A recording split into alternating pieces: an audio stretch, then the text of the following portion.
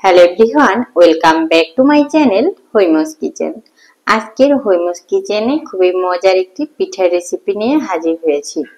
এই পিঠাটা হয়তো অনেকেই তৈরি করে থাকবেন, তো তারপরও যারা নতুন তাদের জন্য আজকের রেসিপি সেটা হচ্ছে তালের মালপোয়া পিঠা। চলুন তাহলে শুরু করি।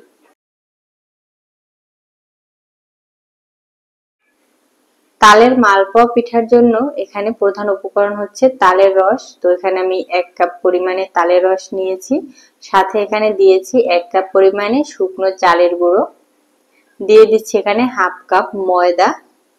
আপনি যতটা চালের গুঁড়ো নেবেন তার অর্ধেক পরিমাণে ময়দা নেবেন। দিয়ে দিচ্ছি হাফ কাপ চিনি। চিনিটা আপনি আপনার স্বাদ অনুযায়ী ব্যবহার করবেন। এখন এর ভিতরে অ্যাড করছি স্বাদ মতো লবণ, দিয়ে দিচ্ছি হাফ কাপের মতো নারকেল কোড়া। নারকেল কোড়াটা অপশনাল, দিলে খেতে বেশি ভালো লাগে। দিয়ে দিচ্ছি 1/3 কাপ পরিমাণ গুঁড়ো দুধ।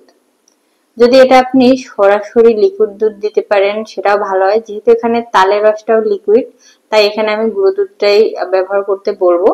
দিয়ে দিচ্ছি এখানে 1 চা চামচ কালো জিরা, চাইলে এখানে মৌরিটাও ব্যবহার করতে পারবেন। এরপরে সব উপকরণগুলো আমি খুব ভালোভাবে মাখিয়ে নেব। এই কাজটি খুব ধৈর্য নিয়ে করতে হবে, কারণ এই যে পিঠার ব্যাটারটা যতটা ভালোভাবে মাখাবেন পিঠা কিন্তু ততটা সুন্দর হবে। তো এটা একটু সময় নিয়ে করতে হবে এবং খুব ভালোভাবে এটাকে মাখিয়ে নিতে হবে। যতক্ষণ না পর্যন্ত চিনিটা গলে ততক্ষণ পর্যন্ত মাখিয়ে নিয়ে এটাকে রেস্টে রেখে দিতে হবে 3 থেকে 4 ঘন্টা। আমি প্রায় 4 ঘন্টা পরে ফিরে এসেছি। দেখুন এটা একটু ঘন লাগছে, তাই আমি আর অল্প একটু পানি অ্যাড করে আবার একটু মাখিয়ে নিচ্ছি। তো এই ফাঁকে এই পর্যায়ে এসে এখানে হাফ চা চামচ বেকিং পাউডার বা সোডা ব্যবহার করতে পারবেন। তো সেটা দিয়ে আবারও খুব ভালোভাবে উপকরণগুলোকে মাখিয়ে নিতে হবে। এই যে দেখুন আমার পিঠার ব্যাটারটা খুব সুন্দরভাবে রেডি হয়ে গেছে। আমি একটা চামচ দিয়ে দেখিয়ে দিচ্ছি যে এই ব্যাটারটা কতটা ঘন হবে। এটা কিন্তু অনেক বেশি পাতলা হবে না, আবার একেবারে যে ঘন তেমনটাও না, একটু পাতলা হবে কিন্তু অনেক বেশি না। তো এখন আমি চুলায় দিয়ে দিচ্ছি তেল। তো যেহেতু এটা মালপোয়া পিঠা, ভাজতে একটু বেশ পরিমাণ তেল লাগবে। তো তেলটা গরম হয়ে এলে এর ভিতরে অল্প একটু ব্যাটার দিয়ে দিলাম। যদি সাথে সাথে সেটা তেলের উপরে ভেসে ওঠে তাহলে বুঝবেন তেলটা পারফেক্ট ভাবে গরম হয়েছে। এখন দেখুন আমার এই যে ব্যাটারটা দেওয়ার পর এটার সাথে সাথে ফুলে উঠেছে, একেবারে তেলের উপরে ভাসতেছে। তো এখন আমি অল্প অল্প করে ব্যাটার তেলের ভিতরে নিয়ে নিচ্ছি। আমার যেহেতু ছোট কড়াই আর অল্প তেলেই আজকে পিঠাটা ভাজতেছি, তাই এখানে আমি অল্প অল্প করে ব্যাটার দিচ্ছি।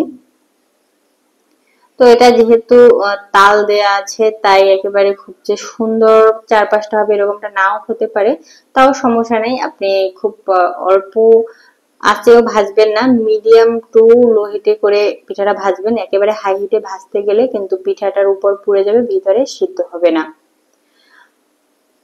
আর পিঠাটা যখন ভাজবেন তখন আরো একটা অপশন হচ্ছে, সেটা হচ্ছে একটা বড় কাঠি বা ছোট যে কোনো কাঠি নিয়ে পিঠাটার মাঝখানে ছোট ছোট একটু একটু ছিদ্র করে দিতে হবে।